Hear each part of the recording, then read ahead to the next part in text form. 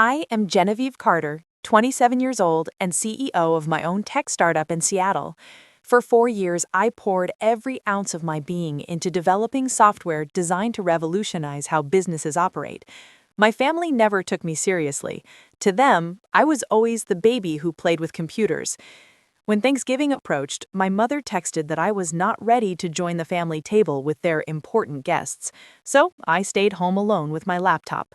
What happened next changed everything. If you have ever been underestimated by your family, drop a comment telling me where you're watching from, and subscribe to join others who turned rejection into triumph. Growing up in the Carter family meant living with constant comparison.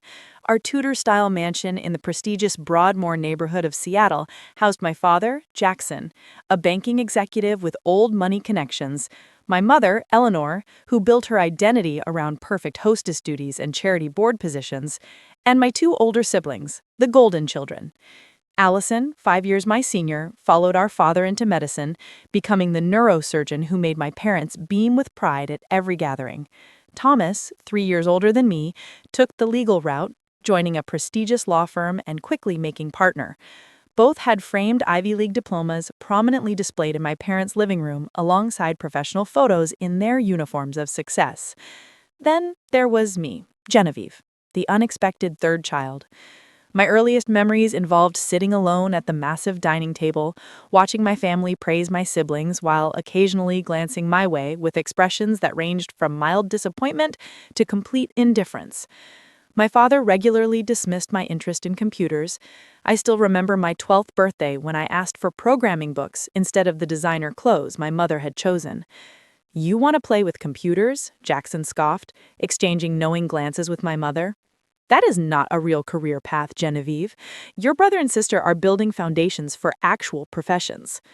Even when I showed early aptitude, teaching myself to code and creating a basic website for my mother's garden club at 14, the accomplishment was treated as a cute hobby.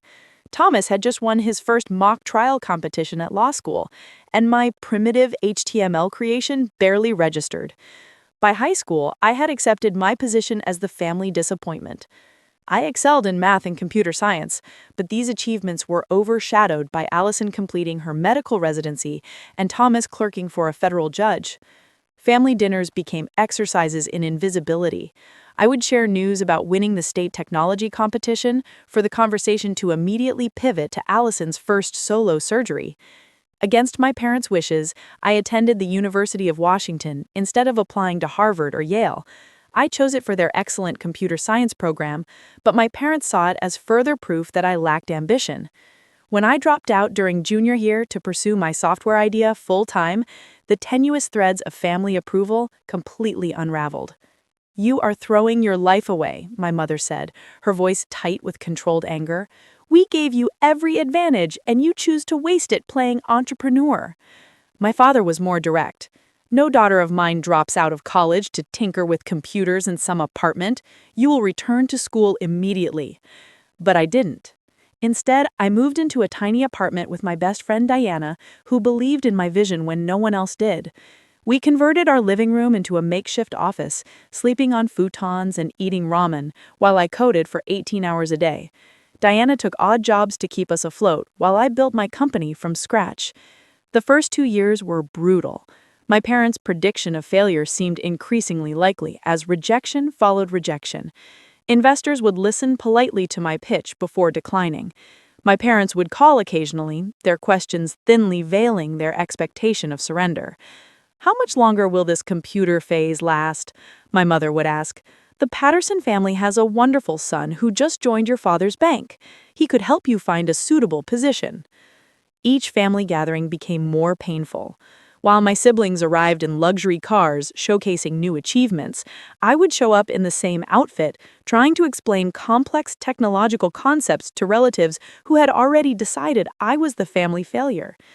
When Thomas made partner at 28, my parents threw an extravagant party. When I secured my first small client that same month, my news received a polite nod before conversation returned to Thomas. The turning point came in my third year of business. I developed a proprietary algorithm that could predict consumer behavior with unprecedented accuracy. A small tech blog featured my work, which caught the attention of James Whitman, a former Google developer looking for his next venture. He became my business partner, bringing both expertise and connections. Suddenly, Neurotech, my company, began gaining traction. We moved from my apartment to a small office space. We hired 3 employees. We landed contracts with mid-sized companies. For the first time, I could pay myself a modest salary. None of this impressed my family. "That is nice, dear," my mother said when I told her about our biggest contract to date. "Did you hear that Allison is being considered for chief of neurosurgery?" It was only when James and I developed our breakthrough product, an AI-driven data analytics platform that could revolutionize how companies make strategic decisions, that the trajectory truly changed. We called it Insight Engine, and early tests showed it outperforming competing software by 300%. By early November, we were in final negotiations with a tech giant, one of the biggest names in the industry. The numbers being discussed would make Neurotech one of the largest tech acquisitions of the year. For once, I thought my family would have to acknowledge my success. The deal was set to close the week of Thanksgiving. Perfect timing to finally take my place at the family table as an equal. Thanksgiving in the Carter household was not merely a holiday, but an institution. My mother began planning in early October, ordering specialty ingredients from around the country and consulting with her personal chef about menu innovations that would impress without straying too far from tradition. The guest list was curated with surgical precision, always including a careful balance of family members and strategically selected outsiders who would raise the event's prestige. This year, with my company on the verge of a historic deal, I allowed myself to imagine a different Thanksgiving experience. For once, I wouldn't be the family member everyone politely tolerated. I would arrive with news that even my parents could not diminish. "I think this is the year they finally see you," Diana said, as she helped me select an outfit for the occasion. We were at Nordstrom, and I was trying on a tailored burgundy dress that projected both success and understated elegance. "I don't need their validation," I replied, though we both knew it wasn't entirely true. "I just want them to stop treating me like I'm still 16 and playing with my computer." Diana gave me a knowing look. "You rehearsed your announcement in the mirror last night, I heard you." I blushed, caught in my contradiction. It had become a nightly ritual as the deal with the tech giant progressed. I would stand before my bathroom mirror, practicing how I would casually mention that my little company had just been acquired for a sum that would make even my father pause. "He'll take this one," I told the sales associate, deciding on the burgundy dress. As she rang up the purchase, my phone buzzed with a text from my mother. "Thanksgiving arrangements." The subject line already made the event sound like a corporate function rather than a family gathering. The text itself was typical Eleanor Carter, a blend of instruction and subtle criticism. "Genevieve, we will begin at 4 o'clock sharp. Please arrive by 3:30 to help Allison with place settings. Thomas is bringing Sophia. Wear something appropriate, not those startup casual clothes you favor." I showed the text to Diana, who rolled her eyes. 4 years running a company, and she still thinks you dress in hoodies and flip-flops. I thought about responding with a photo of my new dress and its $400 price tag, but instead sent a simple confirmation. For once, I wanted to avoid any pre-dinner tensions. This Thanksgiving would be different. The week before the holiday was a whirlwind of final negotiations with tech giant. James and I spent 16-hour days with lawyers reviewing contract terms and making minor adjustments to ensure our technology would be properly implemented after acquisition. The deal was in its final stages, with only signatures remaining. We agreed to sign immediately after the holiday weekend, which would allow me to announce the acquisition as a done deal at Thanksgiving dinner.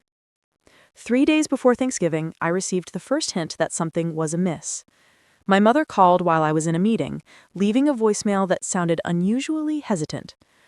"Genevieve, darling, I wanted to discuss Thanksgiving arrangements. Please call me when you get a chance."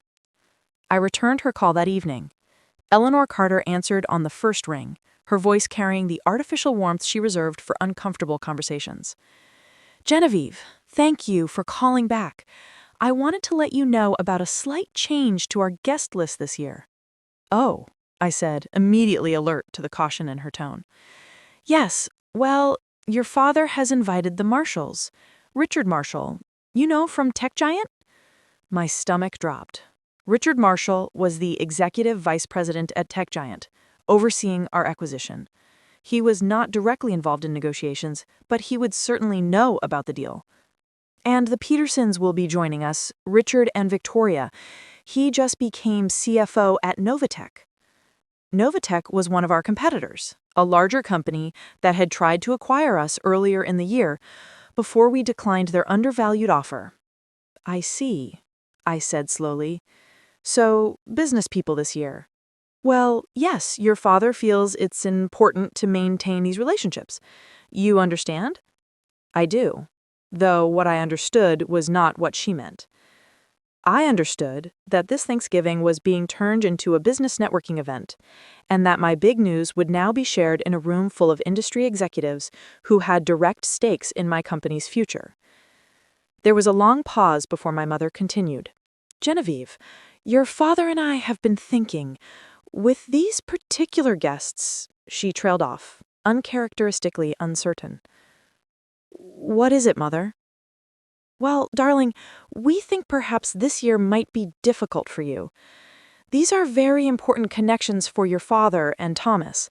Given your startup situation, we thought you might not be quite ready to navigate these particular social waters.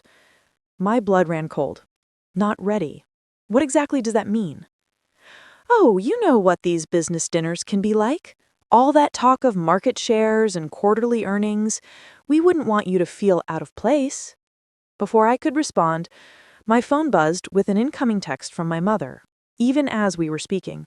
I put the call on speaker and opened the message. Genevieve, considering our guests this year, your father and I think it would be best if you joined us for Christmas instead. The Thanksgiving table will be full of industry talk that might make you uncomfortable. We don't think you're quite ready for that level yet. We only want to protect you from feeling out of place. Love, Mother. I stared at the phone, the realization washing over me like ice water.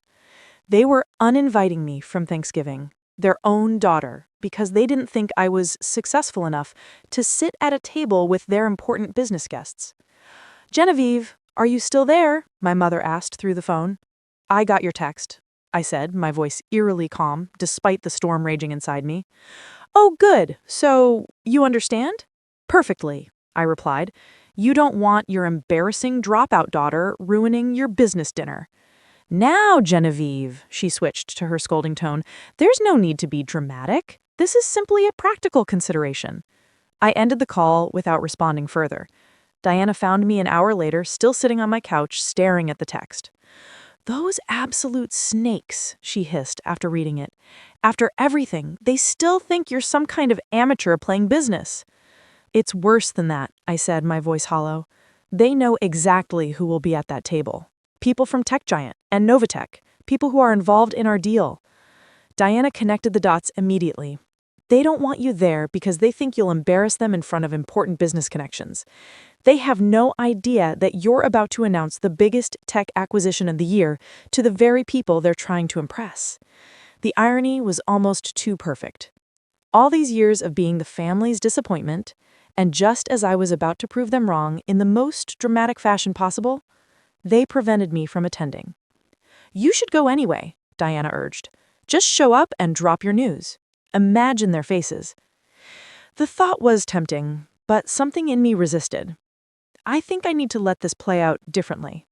What are you going to do? Diana asked. I'm going to respect their wishes, I said, a plan forming in my mind.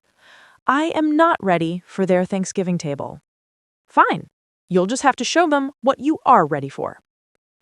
After the devastating text from my mother, I made a decision that surprised even me. I would not fight for my place at the Thanksgiving table. I would not create a scene by showing up uninvited. I would not call my siblings to complain or send angry texts to my parents. Instead, I would simply accept their assessment and stay away. What are you really going to do on Thanksgiving? Diana asked, concerned about leaving me alone for the holiday. She was flying to Portland the next morning to spend the weekend with her own family. I'm going to work, I said simply. We still have details to finalize with Tech Giant anyway. That's the most depressing thing I've ever heard, Diana replied. Working through Thanksgiving because your family thinks you're not good enough to sit at their table? I shrugged, trying to appear more nonchalant than I felt. My family made their choice. I'm making mine. After Diana left the next morning, the apartment felt eerily quiet. I tried to focus on work, reviewing the final contract points for the tech giant acquisition, but my mother's texts kept intruding on my thoughts. Not ready. Those two simple words carried the weight of years of dismissal, years of never quite measuring up to the Carter family standard. By Thanksgiving morning, I had thrown myself completely into work mode. I answered emails, finalized presentation details for our post-acquisition announcement, and tried to ignore the steady stream of social media posts showing happy families gathered together. Around noon, my phone buzzed with a text from Thomas. "Happy Thanksgiving, General. Sorry you're not here. Mom's gone all out as usual." Attached was a photo of the dining room already set with the fine china and crystal my mother reserved for her most important events. I noticed the table was arranged for 16 people. 16 people deemed ready for the Carter family Thanksgiving. 16 people who didn't include me. I sent back a simple, "Thanks, happy Thanksgiving to you too," and returned to my laptop. By 3 o'clock, the apartment filled with the pitiful aroma of my Thanksgiving dinner, a microwave turkey meal with instant mashed potatoes. As I was setting it on my coffee table, my phone rang. It was James. "Jen, great news!" he exclaimed without preamble. "Marshall just called me. They want to sign the papers tomorrow morning instead of waiting until Monday. They love the final terms." My heart leapt. Really? What changed? Apparently, their board met this morning and gave final approval. They want to announce before the markets open on Monday. This is happening, General. This is really happening. After ending the call, I abandoned my sad microwave dinner and dove back into work. If we were signing tomorrow, there were a dozen details needing immediate attention. For the next few hours, I lost myself in contract reviews and press release drafts, barely noticing as the afternoon faded into evening. Around 7 o'clock, my phone buzzed again. It was Allison sending a group text to the family. "Dinner is amazing as always. Mom and Dad are in rare form with their stories." Attached was a photo of the dining table now filled with guests in formal attire, crystal glasses raised, and my mother beaming at the head of the table. I zoomed in, studying the faces. There was Richard Marshall from Tech Giant, seated next to my father. Across from him sat Victoria Peterson from Novatech. I recognized several other tech executives mingled with family members. These were the people my parents thought I wasn't ready to meet. These were the very people who, unbeknownst to my family, had been in negotiations with my little startup for weeks. I set my phone down and walked to the window. The Seattle skyline glittered in the distance, office lights forming a constellation of human ambition. Somewhere in that landscape was the tech giant headquarters, where tomorrow morning I would sign papers that would change my life forever. Another text came through, this time from Thomas. "You would have been bored anyway, all business talk, and Dad's bragging. Marshall from Tech Giant is here talking about some big acquisition they're making. Dad keeps trying to get details." The irony was almost too perfect. My father was fishing for information about a deal his uninvited daughter was at the center of. I didn't respond. As the evening progressed, my social media feeds filled with Thanksgiving posts. Friends with their families, colleagues with their children, everyone connected to someone. The apartment felt colder than ever. Around 9 o'clock, I received another text from my mother. "Dinner was lovely, darling. Everyone was so impressive. Richard Marshall mentioned a major acquisition announcement on Monday. Your father is hoping Thomas might be considered to handle some of the legal aspects. Next year, when you've established yourself a bit more, you'll be ready for these connections." I stared at the text, a complex mix of emotions washing over me. Anger, certainly. Hurt, definitely. But also a strange sense of anticipation. My mother had no idea the acquisition Richard Marshall mentioned was my company. She had no idea her uninvited daughter was the reason for the excitement. She had no idea what was coming. I turned off my phone without replying and went to bed early, setting my alarm for 6. Tomorrow would be a big day, bigger than any of my family could imagine. My phone began buzzing at 5:47 a.m., 13 minutes before my alarm was set to go off. Half asleep, I fumbled to silence it, assuming it was the wake-up call. Instead, I found 17 missed calls, 34 text messages, and over 50 email notifications.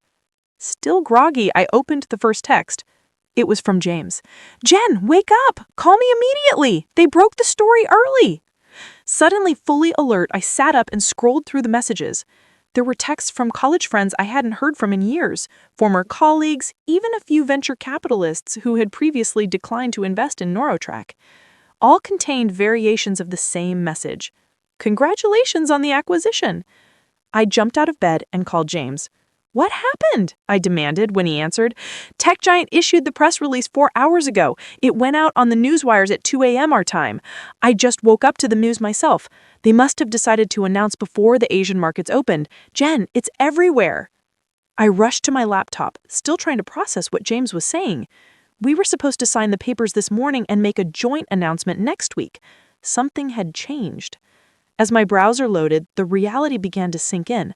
The top headline on every tech news site told the same story.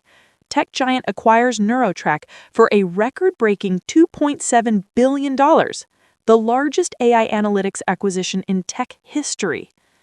Hands shaking, I turned on the television and flipped to the business news channel. There on the screen was a professional photo of me alongside the CEO, the headline scrolling beneath. "Breaking! Tech Giant announces major acquisition of Seattle startup NeuroTrack." "What are we supposed to do now?" I asked James, my eyes fixed on the surreal image of my face on national television. "We haven't even signed the papers yet," James replied. "Their legal team called me 15 minutes ago. The documents are being sent over by courier. Apparently, their board decided to accelerate everything after yesterday's meeting. The CEO wants to hold a joint press conference at 10 o'clock. My phone kept buzzing with incoming messages. I noticed one from Diana. "Oh my God, Jen, you're on every news channel. Call me." And then, as if on cue, a notification appeared from my bank. The first installment of the acquisition payment had been deposited. I stared at the number, struggling to comprehend the string of zeros. I was now officially a multimillionaire. The next hours passed in a blur. I showered and dressed in the nicest clothes I owned, knowing cameras would capture this day. The courier arrived with the documents, which I signed while on a video call with James, our attorneys present virtually. Press requests poured in faster than we could process them. By 9 o'clock, 3 hours after I had first woken to the news, I still hadn't heard from my family. Not a single text, call, or email. They had to have seen the news by now. Richard Marshall, who had been at their Thanksgiving table just hours earlier, was quoted extensively in the press release. At 9:30, my building's doorman called up. "Miss Carter, there's a news crew in the lobby requesting an interview. Shall I send them up?" Normally, I would have declined, preferring to wait for the official press conference with Tech Giant. But a sudden inspiration struck me. "Yes, please send them up." 10 minutes later, I was giving my first live television interview as the CEO of a company that had just made tech industry history. The reporter, clearly thrilled to have scored the exclusive, wasted no time on small talk. "Genevieve, this acquisition has taken the tech world by storm. The timing is particularly interesting, coming right after Thanksgiving. Were you celebrating last night when you got the news?" I paused, weighing my answer. The truth was too perfect not to share. "Actually, I spent Thanksgiving alone in my apartment," I said with a smile that masked the sting of the memory. "My family hosted a gathering with some important business guests, including executives from Tech Giant. They decided I wasn't quite ready to join them at the table this year." The reporter's eyes widened. "Not ready? The woman who just negotiated the largest AI analytics acquisition in history?" I nodded, keeping my composure. Sometimes the people closest to you are the last to recognize your potential. The interview continued, shifting to the technical aspects of our software and future integration plans under Tech Giant. Still, I could tell the Thanksgiving detail had struck a chord. As the crew packed up, the reporter couldn't resist one last question. "Will you be calling your family after this interview?" "They know where to find me," I replied simply. After the crew left, I checked my phone again. Among hundreds of new notifications, I finally saw a text from Thomas sent 20 minutes earlier. Jen, did I just see you on CNBC? Is this for real? The tech giant acquisition is your company? Before I could respond, another message came through. This one from Allison. Genevieve, call me immediately. Mom and Dad are freaking out. Is this really happening? I set my phone aside without replying and prepared for the official press conference with tech giant. This moment belonged to me and to the team who had believed in our vision. My family would have to wait. The press conference was a triumph. Standing alongside the tech giant CEO, I outlined our technology and shared our vision for integration. Business reporters asked insightful questions about the platform, the valuation, and our growth trajectory. I answered each with confidence, years of technical knowledge flowing naturally. This was my world, and for once, I was being recognized as an expert in it. Throughout the day, the news cycle amplified our story, with one angle gaining particular traction: the young female founder who revolutionized AI analytics while being underestimated at every turn. My comment about spending Thanksgiving alone had resonated, sparking a broader conversation about women in tech. By evening, the story had evolved from a simple acquisition to something more symbolic. Social media buzzed with the hashtag #NotReadyForTheTable as women in technology shared their own experiences of being underestimated. At 7 p.m., exhausted but exhilarated, I returned to my apartment to find it filled with flowers. Diana had arranged for dozens of bouquets, each with a card that read simply, "Congratulations on being more than ready." As I sank onto my couch, my phone buzzed again. This time, it was my father. After a full day of silence, he had finally reached out. Genevieve, your mother and I are very surprised by today's news. We would like to discuss this development with you. Please call us when you have a moment. No congratulations, no acknowledgement of the achievement, just surprise and a request for discussion, as if I had created a problem to be solved rather than built a company valuable enough to command billions. I set the phone down without replying and opened my laptop. There were hundreds of emails to answer, interviews to schedule, and a new future to plan. My family would have to wait their turn, just as they had once made me wait for my place at their table. The next morning, I arrived early at our company headquarters. We had moved into the space just 6 months ago, a modest office in a mid-tier building with views of Elliott Bay. It wasn't the gleaming glass tower of my father's bank, but it was ours, at least for now. Soon, we would relocate to the tech giant campus with all the prestige and perks that came with it. James met me in the lobby, his usual rumpled look upgraded with what appeared to be a new shirt. "Ready for day 2 of being tech royalty?" he asked with a grin. I laughed, the first genuine laugh since my mother's Thanksgiving text. "Just trying to keep up with emails. I've never been so popular." We had just stepped into the elevator when my phone buzzed. It was a message from our receptionist, Madison. "Miss Carter, your family is in the lobby. All of them. Should I send them up?" I stared at the message, my good mood evaporating. My family here, without calling ahead or waiting for an invitation, just appearing as if entitled to insert themselves into this moment. James noticed my expression. "What is it?" "My family is downstairs." "The Carter cavalry has arrived," he said with a grimace. "Want me to tell them you're in meetings all day?" I considered it. Avoiding the confrontation was tempting, but sooner or later, this moment would come. Better to face it on my terms, in my territory. "Send them up," I texted Madison back, "but give me 10 minutes. When the elevator doors opened on our floor, I headed straight to my office, James close behind. "Want me to stay?" he asked, his loyalty evident. "No, I need to handle this myself, but maybe hover nearby." James understood. "I'll be in the conference room next door. Text if you need extraction." I took a moment to compose myself, straightening my desk, smoothing my hair, then sat down, opened my laptop, and pretended to be engrossed in work. Let them find me busy, successful, unshaken by their sudden arrival. 8 minutes later, there was a knock on my door, followed by Madison's voice. "Miss Carter, your family is here to see you." I looked up to see all 4 of them crowded in my doorway. My father, Jackson, in his tailored suit and patrician posture. My mother, Eleanor, perfectly coiffed even in what was clearly an emergency intervention. Allison, looking uncomfortable in scrubs, apparently having come straight from the hospital. And Thomas, his lawyer's face set in a mask of professional neutrality. "Thank you, Madison," I said calmly. "Please bring coffee for everyone." My family filed in silently, taking in the modest office with varying degrees of surprise. I had never invited them here, and they had never asked to visit. "You can sit," I said, gesturing toward the chairs across from my desk. No one moved immediately. My father stared at the wall behind me, where I had hung the framed cover of Technology Today featuring our software. My mother examined the simple office furniture with barely concealed disapproval. Allison and Thomas exchanged uneasy glances. Finally, my father broke the silence. "Genevieve," he began, his voice carrying that familiar tone of authority he reserved for important pronouncements.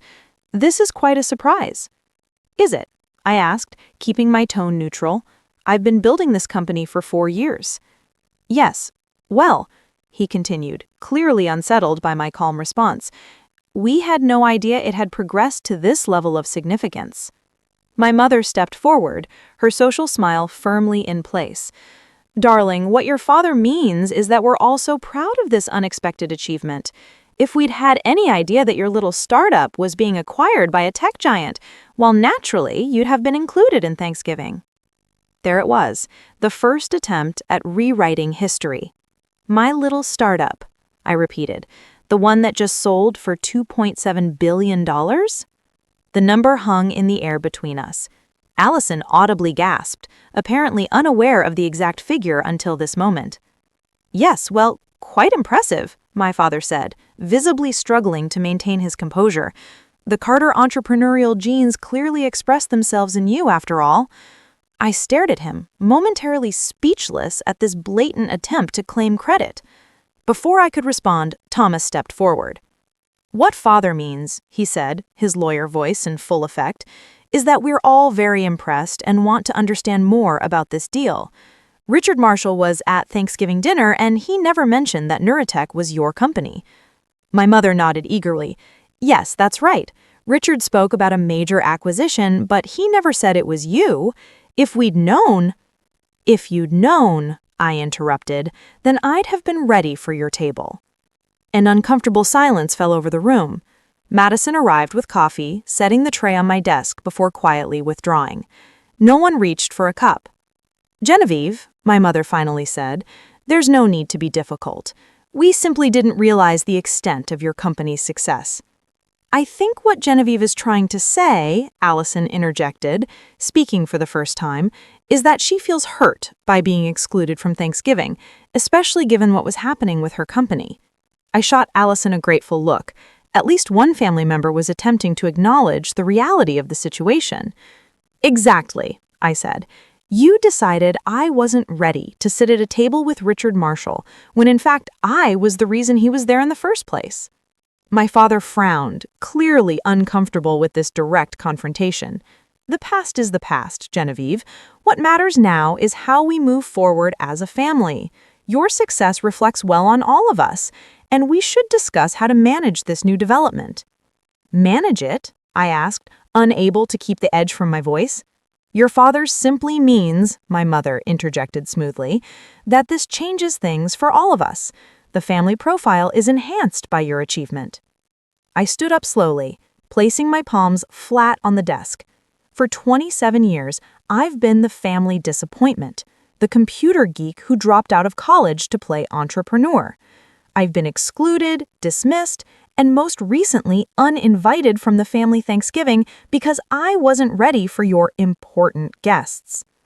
"Genevieve, that's not fair," my mother protested weakly. I held up my hand, stopping her.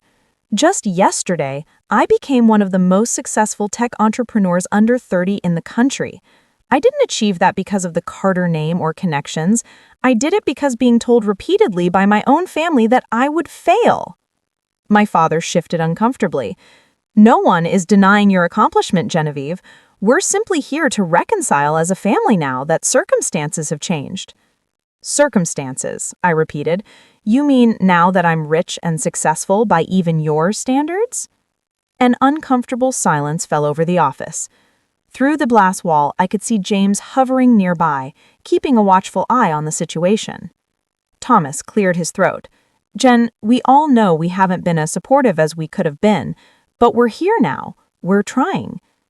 Something in his tone, a genuine note of regret, softened my anger slightly. Thomas, at least, seemed to recognize the reality of what had happened. I took a deep breath. I appreciate you all coming, I said, my voice more measured. But I have a company to run and a transition to manage. This isn't the time for a family reunion, especially one that feels more about damage control than genuine reconciliation. Damage control? My father repeated, his face flushing. What exactly do you mean by that? I mean that you ignored me until I became too successful to ignore. And now you're here, not because you're proud of me, but because you're worried about how it looks that you excluded me from Thanksgiving the day before my company made national news. My mother gasped. Genevieve, that is a horrible thing to say to your parents. Is it? I asked. More horrible than telling your daughter she isn't ready to sit at the family table? No one had an immediate response to that. For perhaps the first time in my life, I had rendered both my parents speechless. Allison stepped forward, her expression softer than the others. Jen, I know we haven't always been there for you the way we should have been. I can't speak for Mom and Dad, but I can say I'm sorry and am truly proud of what you've accomplished. Her words, unexpected and seemingly genuine, caught me off guard. Before I could respond, my father interjected. We should discuss how this affects the family moving forward, he said, clearly eager to change the subject. There are tax considerations, investment opportunities within the family portfolio. Of course, I thought. Even now, he was thinking about how my success could benefit him. Dad, Thomas said sharply, surprising all of us with his tone, maybe this isn't the time for financial planning. Maybe we should just congratulate Genevieve and ask how we can support her. My father looked startled by being contradicted by his usually compliant son. Well, yes, of course. Congratulations, Genevieve. Now, about the family implications. I had reached my limit. Thank you all for coming, I said, standing up straight and smoothing my skirt. But as I mentioned, I have a company to run. Perhaps we can continue this conversation another time. You are dismissing us? My mother asked, incredulous. I'm postponing a conversation that isn't productive right now. I'm happy to meet when emotions are high and we can talk honestly about how we move forward. My father stood abruptly. Very well. When you're ready to discuss this rationally, you know how to reach us. I watched silently as he guided my mother toward the door. Allison hesitated, then stepped forward to give me a quick, awkward hug. I'm really proud of you, Jen. And I'm sorry. Thomas lingered after our parents had exited. I'm sorry too, he said simply. They mean well in their own way. Do they? I asked, genuinely curious about his perspective. He sighed. They only know one way to be successful. You created a different path, and that scares them. But what you've done is incredible, and I hope you know that at least some of us recognize that. With that, he followed our parents out, leaving me alone in my office, surrounded by the trappings of a success that had come despite, not because of, my family. In the weeks following the acquisition announcement and my family's impromptu office visit, I experienced a profound shift in both my professional and personal worlds. The tech giant moved quickly to integrate our team, offering us prime office space on their Seattle campus and resources beyond what we could have imagined as an independent startup. James and I found ourselves in leadership positions within the larger organization. Our expertise was suddenly valued at the highest levels of the tech world.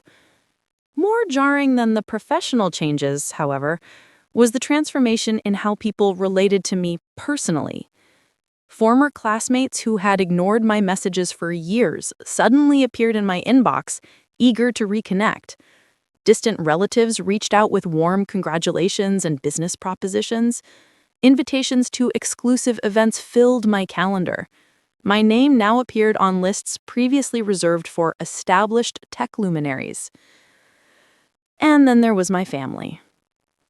3 days after their office visit, my mother texted me with an invitation to lunch at her exclusive social club. I declined, citing work commitments. My father emailed a detailed proposal for managing my new wealth, complete with introductions to the family's financial advisors. I replied with a polite thank you and mentioned I had already engaged my own team. Allison continued to send occasional messages of support, which felt more genuine than the others.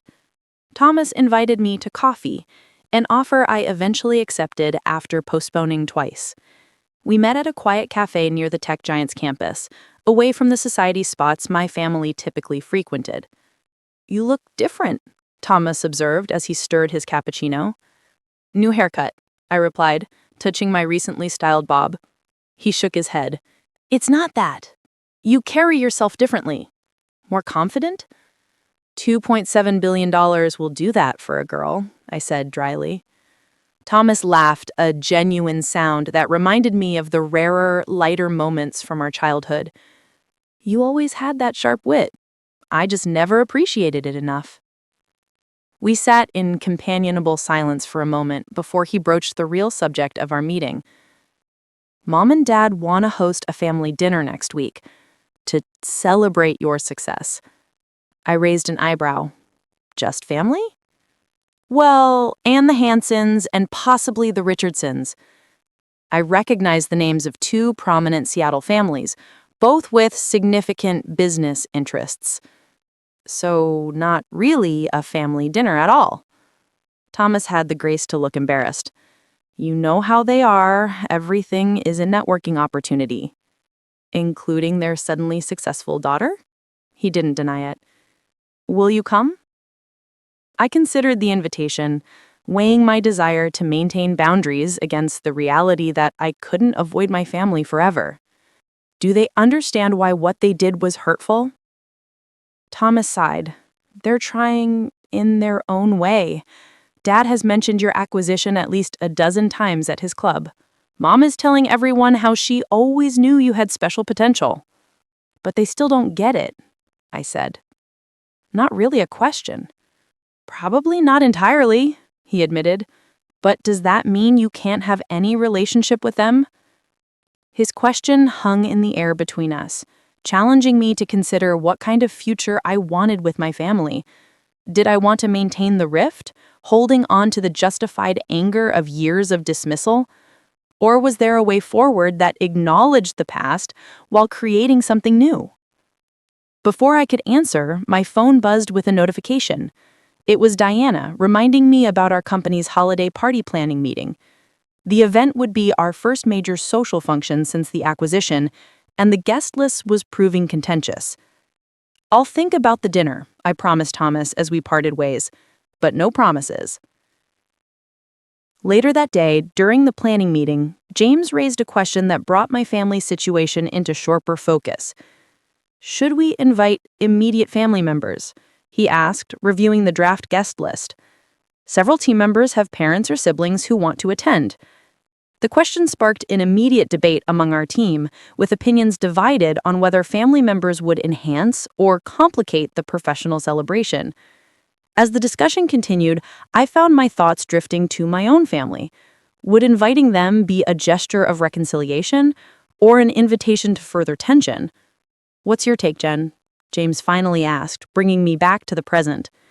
All eyes turned to me, waiting for guidance. In that moment, I realized that how I handled my own family situation would set a precedent for our company culture moving forward. "Family is complicated," I said carefully. "For some of us, having family present would be supportive and affirming. For others, it might create tension or discomfort. I suggest we leave it to each individual to decide who represents family to them and whether they want those people present." The team nodded in agreement, and we moved forward with planning that allowed for personal discretion. But the question remained unresolved in my own mind. What did I want my relationship with my family to be now that the power dynamic had shifted so dramatically? That evening, I scheduled a session with Dr. Patterson, a therapist I had been seeing sporadically since the early days of my company. She had helped me navigate the complex emotions surrounding my family's dismissal of my career path, and I hoped she could provide clarity now that circumstances had changed so radically. "So, your family now wants to include you in events, even showcase you, after years of treating you as the family disappointment," Dr. Patterson summarized, after I had explained the situation. "Exactly. And I don't know how to respond. Part of me wants to exclude them the way they excluded me to make them feel what I felt. But another part wonders if that's just perpetuating the cycle. She nodded thoughtfully. What would a healthy relationship with your family look like to you now? Not what it was before, not what they might want it to be, but what would serve your well-being? The question caught me off guard. I had been so focused on reacting to my family's sudden interest that I hadn't considered proactively defining what I wanted. I began slowly. I think I want a relationship where my boundaries are respected, where my achievements aren't dismissed or suddenly claimed as family accomplishments, where I can be myself without constant judgment. And do you believe your family is capable of providing that kind of relationship? I considered the question seriously.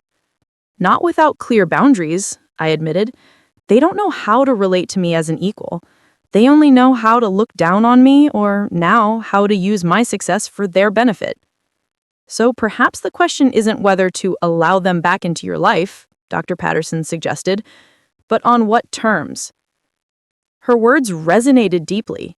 The issue wasn't about inclusion or exclusion, but about establishing a new foundation for our relationship, one based on mutual respect rather than hierarchical family dynamics. Armed with this clarity, I texted Thomas the next day, suggesting an alternative to our parents' proposed dinner. I would meet with my parents, but at a neutral location, a private dining room at a downtown restaurant, and it would be just the four of us, without additional guests or networking opportunities. My mother replied almost immediately, clearly dismayed by my counterproposal. Darling, the Hansons were so looking forward to meeting you. Can't we include just a few close family friends? I held firm. This needs to be a family conversation, not a social event. Eventually, they agreed, though not without further attempts to expand the guest list. The evening of our dinner arrived, and I selected my outfit. Carefully simple, but expensive, projecting confidence without ostentation. I arrived exactly on time to find my parents already seated. Genevieve, my mother greeted me, rising for air kisses. You look lovely. My father stood as well, offering a formal handshake. Thank you for suggesting this dinner. We have much to discuss. The meal began with tense small talk about the weather and recent social events. My mother detailed her charity commitments, while my father discussed market trends, as though providing valuable insights I couldn't access elsewhere. It was their usual routine, establishing their importance, but now tinged with a new awareness of my changed status. Finally, as the main course was served, I steered the conversation to its real purpose. I want to discuss our relationship moving forward, I said directly. My parents exchanged glances. Of course, darling, my mother said smoothly. We're so looking forward to including you in more family events now that your schedule allows. I took a deep breath. That's not what I mean. I want to talk about the patterns that have defined our relationship and what needs to change if we're going to have a healthy connection. My father's brow furrowed. I'm not sure I follow, Genevieve. If you're still upset about Thanksgiving, your mother has explained that it was a simple misunderstanding. It wasn't a misunderstanding, I said firmly. It was the culmination of years of being dismissed and undervalued. And while my financial situation has changed, I am not interested in a relationship where I'm only valued for my success or for what I can provide to the family. My mother looked genuinely startled. Surely you don't think that's how we see you, isn't it? When have you ever valued my choices or achievements before they came with $1 billion price tag? A heavy silence fell over the table. For perhaps the first time, my parents seemed to recognize that the dynamic had fundamentally changed. I was no longer the daughter seeking approval, but an adult setting terms for our relationship. What exactly are you asking for? My father finally said, his voice uncharacteristically uncertain. I'm asking for respect. For acknowledgement of the past without trying to rewrite it. For a relationship based on who I actually am, not who you wanted me to be or who you now think you can benefit from. My parents exchanged another look. A silent communication developed over decades of marriage. We may not have always understood your choices, my father said carefully, but we have always wanted what was best for you. According to your definition of best, not mine. Another silence, longer this time. Perhaps we could try to understand your definition better, my mother finally said. It wasn't an apology or even a full acknowledgement of past wrongs, but it was perhaps a first tentative step toward a new kind of relationship. I'd like that, I said, feeling some of the tension release from my shoulders. As the dinner concluded, we made no specific plans for future gatherings. There were no promises of immediate change or dramatic reconciliation. Instead, there was a quiet understanding that our relationship had entered new territory, undefined, but potentially healthier than what had come before. As I drove home that night, I realized that true power wasn't about forcing others to admit their wrongs or exacting revenge for past hurts. It was about defining my own boundaries and deciding on my own terms what relationships were worth investing in and how they should function. The family dynamic had shifted, yes, but more importantly, I had shifted. And that, more than any acquisition or financial success, was the real transformation. 6 months after the tech giant acquisition, spring had returned to Seattle, bringing cherry blossoms and a gentle renewal to the city. My life had settled into a new rhythm, balancing my leadership role at tech giant with a growing public presence as a spokesperson for women in technology. The company continued to thrive under the larger corporate umbrella, our insight engine becoming one of tech giant's most successful products. My apartment had been replaced by a modern home overlooking Lake Washington, spacious enough for entertaining, but still reflecting my personal aesthetic rather than the ostentatious grandeur of my parents' estate. The walls were adorned with art from emerging local artists rather than the ancestral portraits that dominated my childhood home. Diana had moved into her own place, but remained a constant presence in my life, now heading our original team's research division at Tech Giant. James had recently gotten engaged, his newfound financial security allowing him to propose to his longtime girlfriend with a ring he had been saving for over 3 years. As for my family, we had established a tentative new normal. The relationship remained complicated, marked by occasional tensions, but also by genuine efforts toward mutual understanding. My parents had not immediately transformed, but small changes suggested an evolving awareness of past mistakes. Most significantly, I had reclaimed Thanksgiving. This year, the holiday would be celebrated at my home, on my terms, with guests of my choosing. The invitation list included my core team from Neurotech, close friends like Diana, and yes, my family members who chose to attend under the new parameters I had established. The morning of Thanksgiving, I stood in my kitchen preparing coffee when my phone rang. It was my cousin Zoe, my Uncle Robert's daughter, who is 10 years younger than me. At 19, she was in her sophomore year at Washington State, studying computer science. "Jen, is it still okay if I bring my roommate?" she asked, sounding uncharacteristically nervous.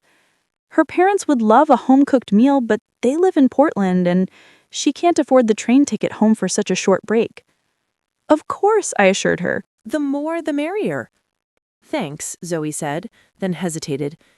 "Can I ask you something else?" "Anything." "How did you do it? Keep going when everyone thought you were making a mistake. My dad called last night and went on this long rant about how I'm wasting my potential in computer science when I could be in pre-med or pre-law. I felt a pang of recognition so sharp, it nearly took my breath away. The patterns continued, generation after generation. "Bring your roommate and come a few hours early," I suggested. "I think we have a lot to talk about." Later that afternoon, Zoe arrived with her roommate, Tamika. While Diana entertained Tamika with stories of our early startup days, I took Zoe to my home office, a bright space overlooking the lake. "Your dad thinks you're making a mistake with computer science?" I asked, once we were settled with tea. Zoe nodded miserably. He keeps saying there's no future in it for women, that I'll hit a glass ceiling. He wants me to transfer to pre-med next semester. I smiled ruefully. Some things never change. How did you deal with it? Everyone thinking you were throwing your life away. I considered her question carefully, wanting to offer genuine wisdom rather than simple platitudes. I wish I could say I was always confident, that I never doubted myself when faced with their disapproval, I admitted. But the truth is, it was hard. There were nights I cried myself to sleep, wondering if they were right, if I was just being stubborn or naive. Zoe nodded, her expression suggesting she'd experienced similar doubts. What kept me going, I continued, was believing in the work itself. I loved what I was building. Even when investors rejected us, even when my parents dismissed me, the actual work felt right. That's what you have to connect with, the joy in the creation itself, not just the potential outcome or others' approval. We talked for over an hour, covering everything from specific coursework to navigating male-dominated tech spaces. By the time we rejoined the others, Zoe stood a little straighter, her eyes clearer. As guests began to arrive, I watched the interesting social dynamics unfold in my home. James and his fiancée chatted amicably with Thomas, finding common ground in the legal aspects of tech acquisitions. Diana engaged my mother in conversation about art, an interest they surprisingly shared. My father examined my view with appreciation, making comments about property values that I chose to interpret as his version of compliments. The most striking moment came when one of our junior developers, a brilliant young woman I'd mentored through a Women in Tech program, enthusiastically explained her latest project to my father. To my surprise, he listened attentively, asking relevant questions that showed genuine interest. "You've built quite the community," Allison observed, joining me at the window as I watched the interactions. I tried to create what I needed when I was starting out: support, mentorship, genuine belief in potential. She nodded thoughtfully. "I wish there'd been more of that for you." Her simple acknowledgement, free from excuses or justifications, touched me deeply. "Better late than never," I said, and I meant it. As we gathered around the table, I surveyed the eclectic group. My biological family was present, yes, but so was my chosen family, those who had believed in me when belief was scarce, who had supported my vision when others could not see it. "I think about that text sometimes," I admitted to Diana, later, after most guests had departed and we were cleaning up the kitchen. "The one that said I wasn't ready for the family table?" Diana snorted. "The universe has a twisted sense of humor." I nodded, placing the last wine glass in the dishwasher. The rejection that seemed so devastating at the time had become a pivotal moment in my story, the low point that preceded the triumphant rise. Had I sat at that Thanksgiving table last year, surrounded by family who underestimated me and business associates who didn't know me, would I have found the strength to stand firmly in my own worth when success came? A week after Thanksgiving, my mother called with the annual Christmas invitation. The Carter family Christmas was even more elaborate than Thanksgiving, with distant relatives arriving from around the country and my mother's social circle expanding to fill every corner of the estate. "We're so hoping you'll join us this year, Genevieve," she said, her voice carrying the practiced warmth she used for important social requests. "Everyone is so eager to see you, especially after your lovely Thanksgiving gathering." I considered the invitation, weighing the genuine progress we'd made against the knowledge that old patterns remained deeply ingrained. My presence at their Christmas celebration would still be at least partly about what I represented rather than who I was. "Actually, I have other plans this year," I said gently. "I'm volunteering with Girls Code, helping run their holiday hackathon for underserved teens." "Oh," my mother replied, unable to fully hide her disappointment. "Well, that sounds very worthwhile. Perhaps you could stop by in the evening." The old me would have acquiesced, prioritizing family obligation over personal boundaries. The new me recognized the importance of making choices aligned with my values. "I'm not this year," I said firmly, "but let's plan a private lunch in January, just the two of us." After ending the call, I felt a quiet satisfaction that had nothing to do with professional achievements or financial success. The true measure of my growth wasn't in the acquisition numbers or the industry recognition, but in my ability to define my worth independently of external validation. The journey from that painful Thanksgiving rejection to today had taught me that true success isn't measured by who welcomes you to their table, but by your courage to build your own table and fill it with those who genuinely celebrate your authentic self. As I looked toward the future, I realized that the most valuable outcome of my success wasn't the money or status, but the freedom to live according to my own definition of what matters. The freedom to choose which relationships to nurture, which traditions to honor, and which new paths to forge. Have you ever had to prove your worth to people who should have believed in you from the start? How did you handle that journey, and what did you learn about yourself along the way? Share your story in the comments below. And don't forget to like, subscribe, and share if this resonated with you. Remember, sometimes the people who don't make space for you at their table are unknowingly giving you the push you need to build something greater than they could imagine. Thank you for listening, and may you always find the courage to define success on your own terms.